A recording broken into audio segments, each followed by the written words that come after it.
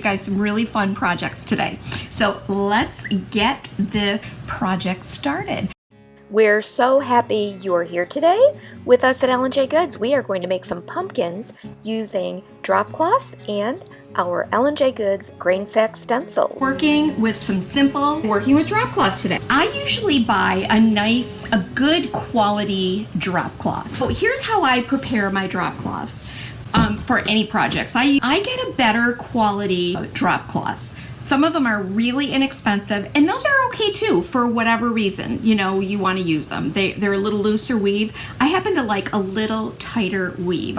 I wash and dry these multiple times. Sometimes I'll even take them to the laundry, like a laundromat, and I'll dump them in with like a whole bunch of bleach and really get them agitated so it bleaches them out and it softens them too. Then they don't look quite so drop clothy.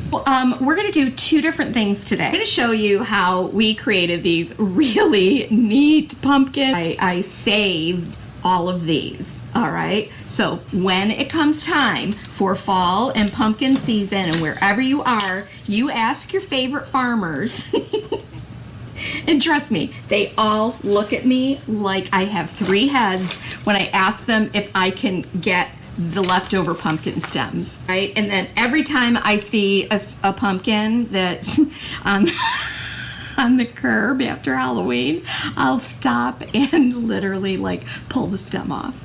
And then I ask my local farmers, like, can you please cut the stems longer, please? So, and they look at me like I have three heads. Let them dry out. You can also throw these in a dehydrator. I want to create a circle pattern. You can use anything for your template. Here I'm using an 18-inch wood round that came from the hardware store.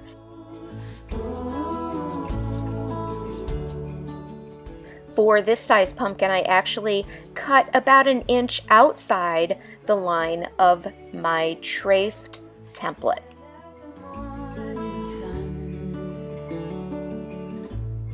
She hopes for a clear view before the day is done.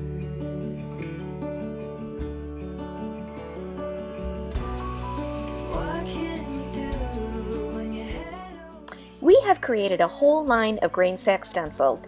I'll link below so that you can find them on our website. Today, I'm using the small mini set. I've got my Ash Fusion paint, and I'm using a brand new stencil brush today, and I'm so excited. We have these on the website. This is the Paint Pixie.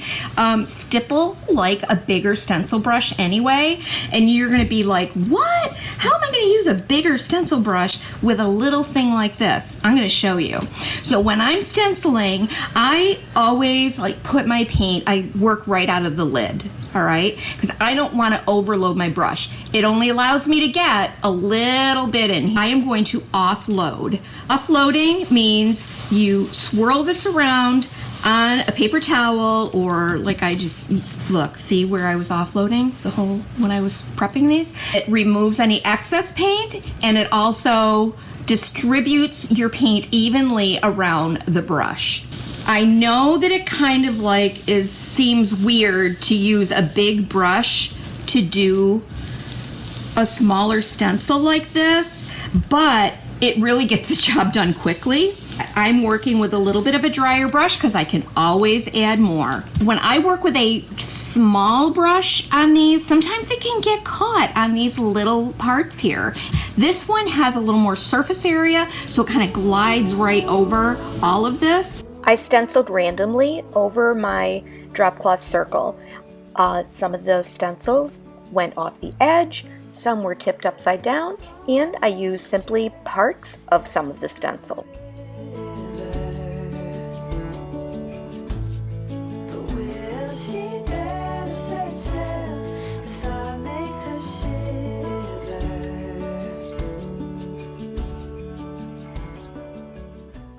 Ideally, when you are stenciling on fabric, you would want to heat set this, but trust me, we're using Fusion and Fusion will not come out of it. I like a really heavy cord, and this hemp cord is really good. 4 different weights, and I just chose this smallest one, but the hemp is really a strong thread.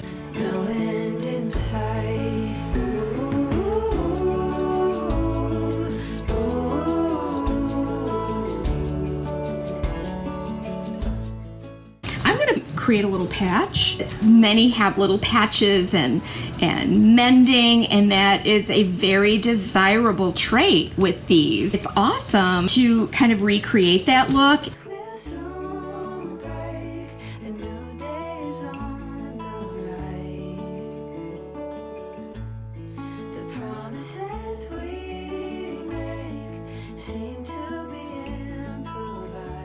Okay, so now what I'm going to do is I'm going to make a gathering stitch all around the outside, 3/8 of an inch in.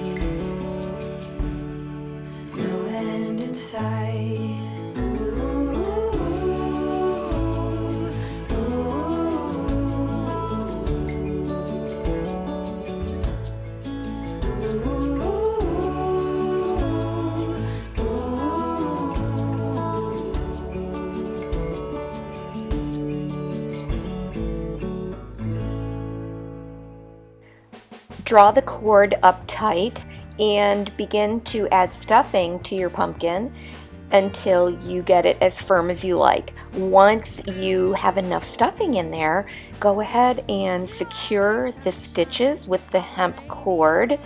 And I always like to add just a little bit of glue to hold everything in place.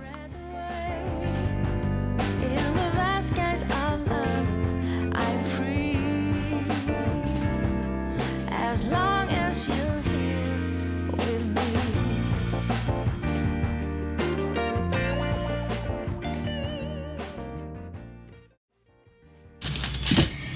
And then I'm going to take one of my preserved big old pumpkin stems, pop that kind of down into that cavity just a little bit. I want to hold that a bit so it kind of dries in place. But I'm going to add a little bit of support to this around the stem also. Tear a strip of linen. You are my sunshine on a rainy day. You are the one who takes my breath away.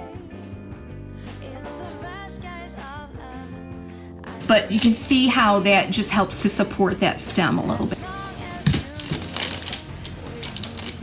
Like, how sweet is that? Well, there you go. Nothing says fall like a grain sack pumpkin.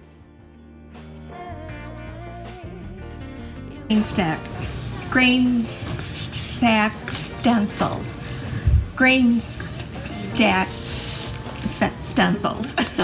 Thank you so much for joining us here at L&J Goods for this project. Our grain sack stencils are available at lnjgoods.com or at our brick and mortar shop in Medina, New York. Don't forget to like, subscribe, and leave us a comment so you don't miss another thing at L&J Goods. Somebody in someplace. You're supposed to know. I know I am.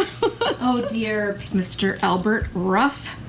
Somebody in someplace. 1842.